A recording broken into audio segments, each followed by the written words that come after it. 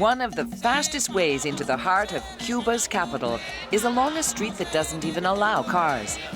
Calle Obispo links Havana's harbor with the hustle and bustle of its downtown core, and it's a pathway into Cuba's past. A haunt of Hemingway and Hollywood stars, Calle Obispo once harbored the dreams of an empire and the nightmares of those it enslaved. Conquest, revolution, and years of neglect have taken their toll, but today, Calle Obispo is slowly being returned to its former glory. Let Calle Obispo seduce you with its tantalizing blend of Spanish flair and Caribbean charm. You won't be disappointed.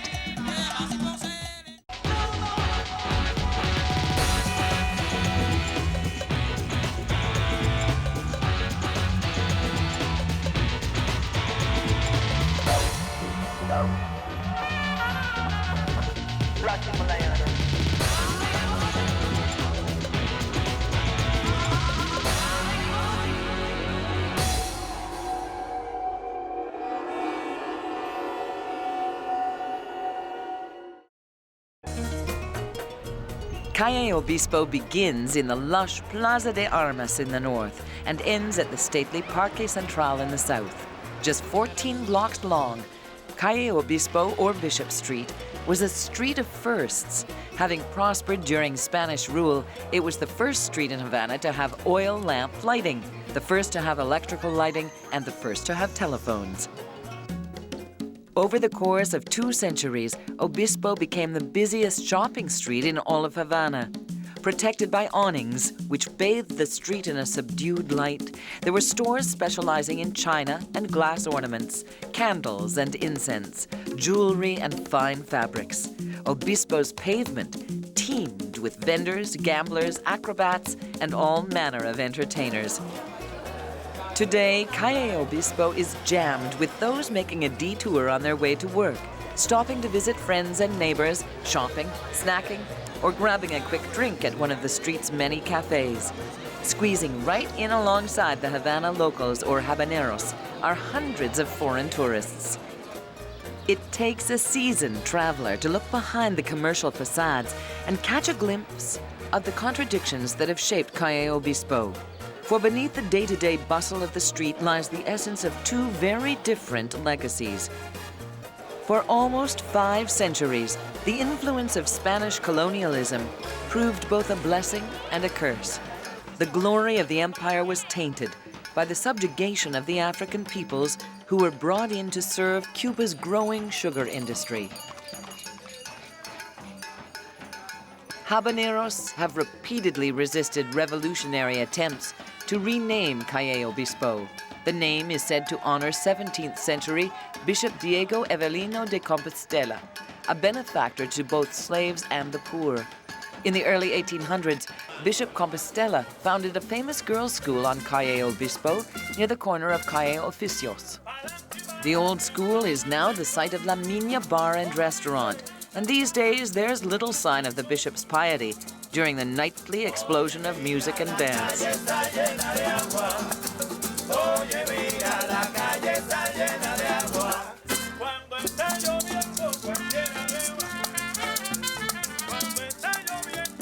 Like almost everything on Calle Obispo, Cuban music owes much to its twin legacies. Jesus Ramos, musical director of the world-famous Buena Vista Social Club, is quick to acknowledge that debt. Well, essentially, the influences on Cuban music come from 2 main sources, Spain and Africa. Spain provided the lyrics and the flavor, and Africa supplied the rhythm. Essentially, all our music comes from Africa and Spain.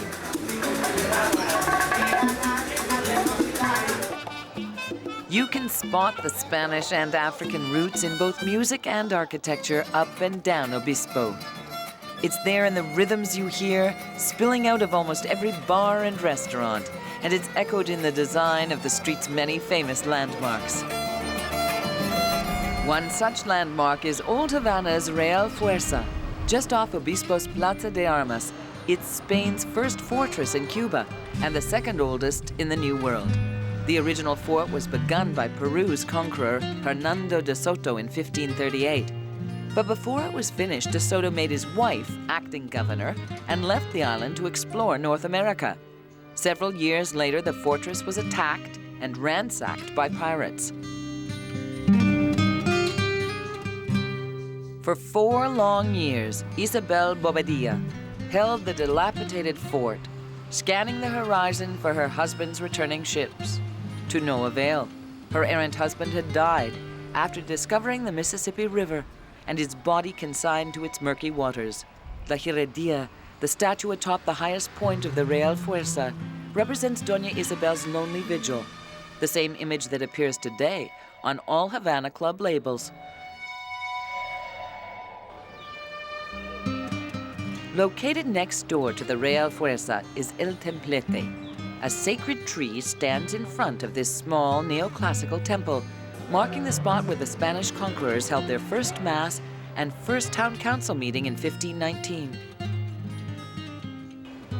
According to popular myth, a wish will be granted to anyone walking 3 times around El Templete's sacred tree. To see if your wish will come true, you can always consult Calle Obispo's fortune teller, Juana la Cubana. Like many on Calle Obispo, Juana la Cubana can trace her roots back to the more than 600,000 African slaves the Spaniards brought to Cuba. Juana la Cubana's all-white outfit signifies bridal purity and identifies her as a follower of the traditional West African religion of Santeria. Suppressed by Cuba's Catholic slave masters, Santeria not only survived, it prospered by adopting aspects of Christianity.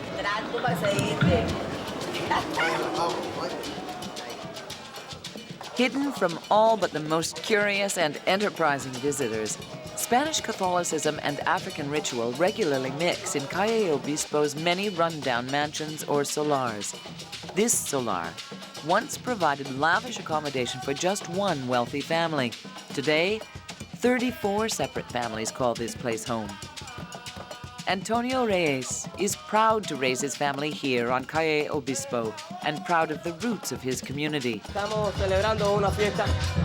Es santo, un amigo de nosotros. Estamos compartiendo una actividad. We're having a rumba party. It's the Saint's Day of a friend. We're sharing an activity together. We're letting off steam, as they say in Cuba, having a jam session between the Yoruba, the Afro-Cuban, a mix of the 2 races, the Spanish and the Africans. Cuban rumba was born on the plantations of the western provinces of Cuba. The slaves turned their common work tools into instruments, often using storage boxes as drums. Originally, the rumba was strictly for men. Until recently, it was hard to explain where the male-female rumba came from.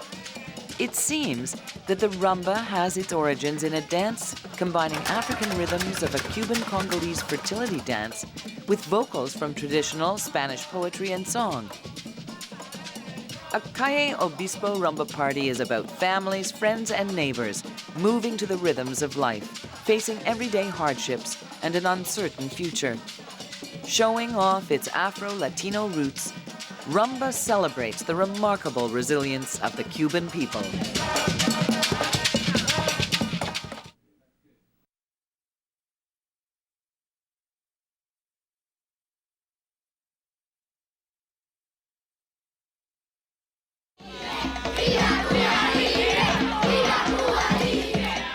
It's not the patriotic chants of children in the streets. Most visitors flock to Calle Obispo for the kind of Cuba Libre that comes in a chilled glass.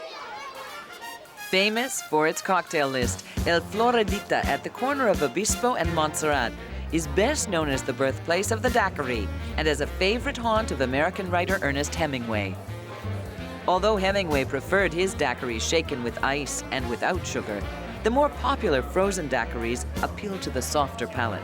More than 150,000 of these frozen concoctions are mixed by El Floridita bartenders each year. Alejandro Bolivar reveals the secret of their success. Well, we put sugar, lemon, some lemon, Havana, Havana Club. The more you put, the better it tastes. Ice, then blend it.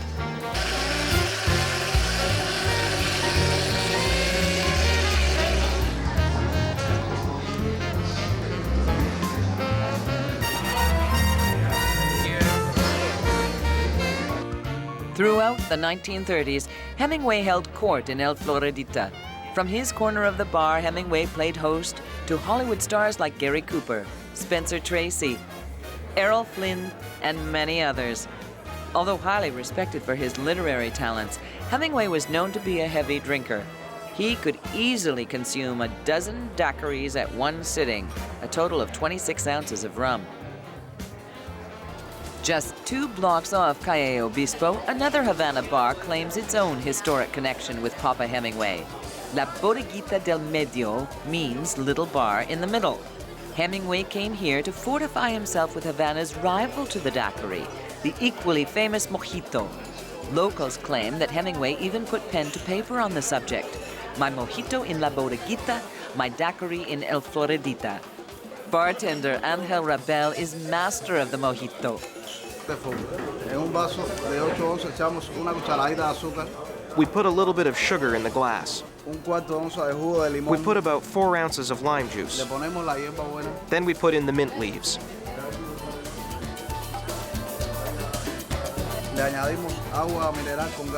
Then we add carbonated water. We mash up the leaves. This brings out the flavor.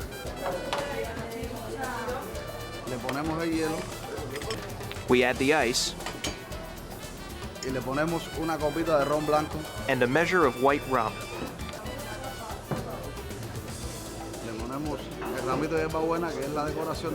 A little garnish to finish it off. A stir stick, and there it is.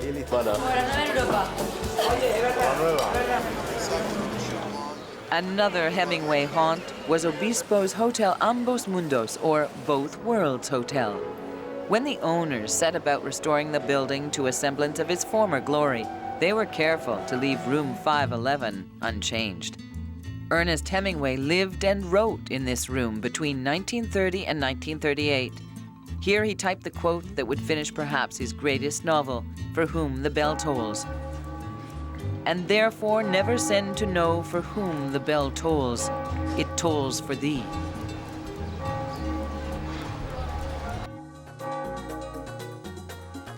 As the Spanish influence waned, in the first half of the 20th century, it was the United States that dominated life in Cuba.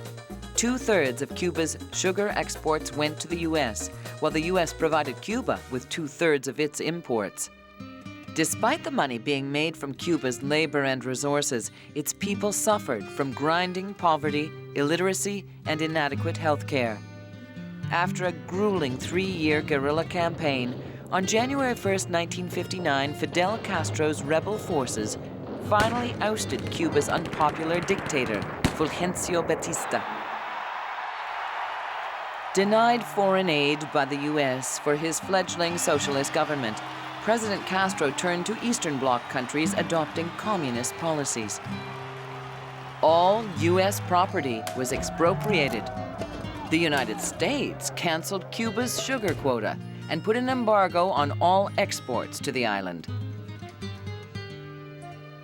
It is not clear where Hemingway stood on Castro and his revolution. Hemingway's rapidly disintegrating physical and mental health forced him to leave Cuba in 1960. But as he flew out of Havana and looked down on his old haunts, he probably realized that he was witnessing the end of the Calle Obispo he knew and loved. Calle Obispo began to deteriorate, and throughout the 60s and 70s, the deterioration was a stark reminder of the high price Castro's communist regime paid for alienating the United States. In 1982, when the United Nations declared it a World Heritage Site, Cuba's official historian Eusebio Leal took over efforts to restore Old Havana and the charm of Calle Obispo brick by brick. With Cuba's economic problems, it has been tough finding funds for restoration. But Senor Leal has had his share of victories, 7 meters worth in fact. Each page of Senor Leal's fold-out book portrays a restoration completed. Included among them is Farmacia Takeschel, located at 155 Calle Obispo. Initially opened in 1898, Farmacia Takeschel fell into disrepair, but was triumphantly reopened in 1995. The traditional glass medicine and perfume bottles and ceramic jars stacked carefully on polished wooden shelves are testaments to a restoration lovingly undertaken. But Farmacia Takeschel is much more than a monument to the past. It's a busy, functioning drugstore, specializing in natural products, including sponges, shark's cartilage, ginseng, and essential oils. La experiencia que tengo en Europa, América Latina o Estados Unidos. The experience I've had in Europe, Latin America, and United States is that when a historic city loses its daily life, it becomes a museum and dies. It's important that a city maintains its life with its people who wash their clothes and hang them on their balconies. That combination of a restored city and daily living is not something ugly, it's something beautiful.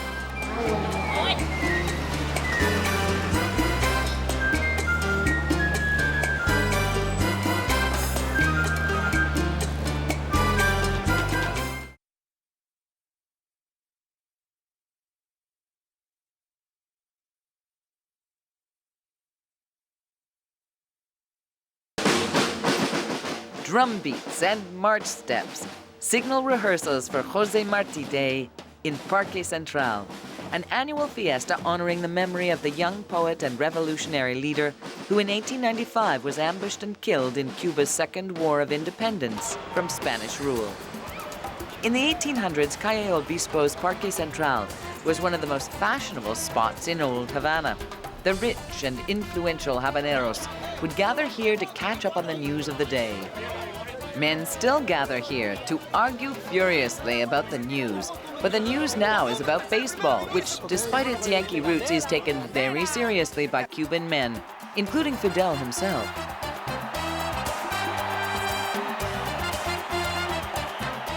Havana writer, philosopher, and historian Vladimir Zamora spends much of his time in Parque Central.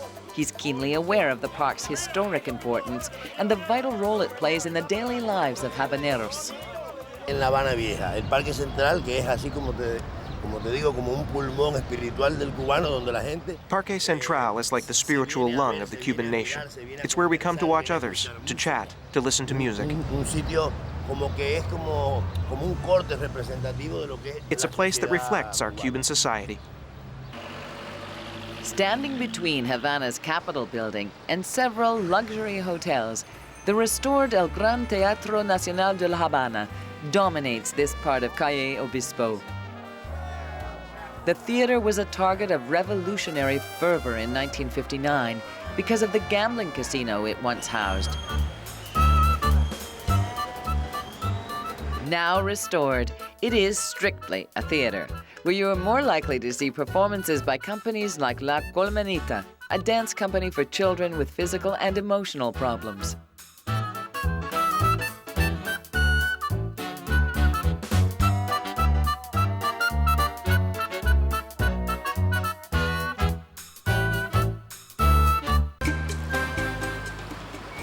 Stop at any one of Obispo's many intersections and you can see why Havana has been called the world's greatest working American car museum.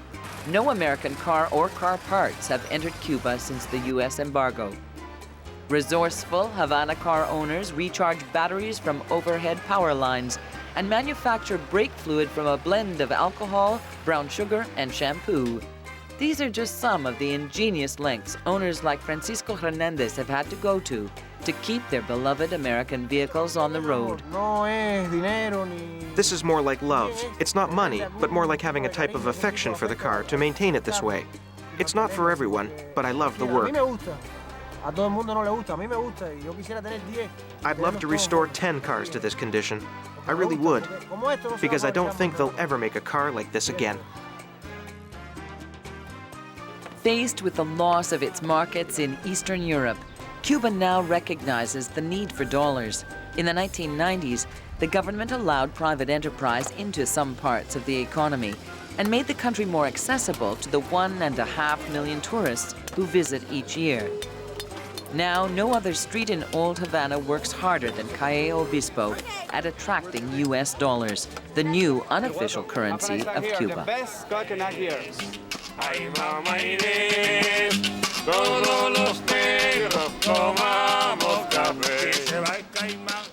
Tourism is now a billion-dollar industry in Cuba, and it's no surprise that tourists spend most of their money on Cuba's famous rum and cigars. Those in the market for rum go to Obispo's Casa del Ron, or House of Rum. Once inside the Galleon Tavern, visitors are invited to taste any one of a dozen types of Cuban rum in the fervent expectation that they'll purchase a bottle to take home with them.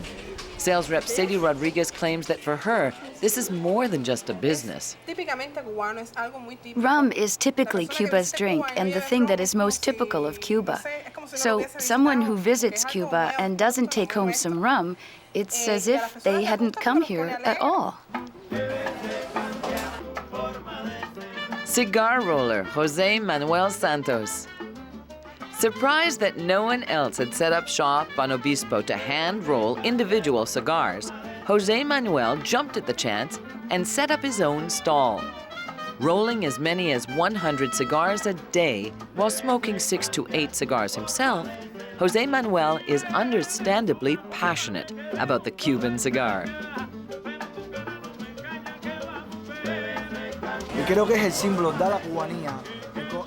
I believe the cigar, in combination with our music, is a symbol of the Cuban identity. The cigar is purely ours. Its leaves, the ground in which it grows, the person who plants it, who rolls it. It's truly Cuba.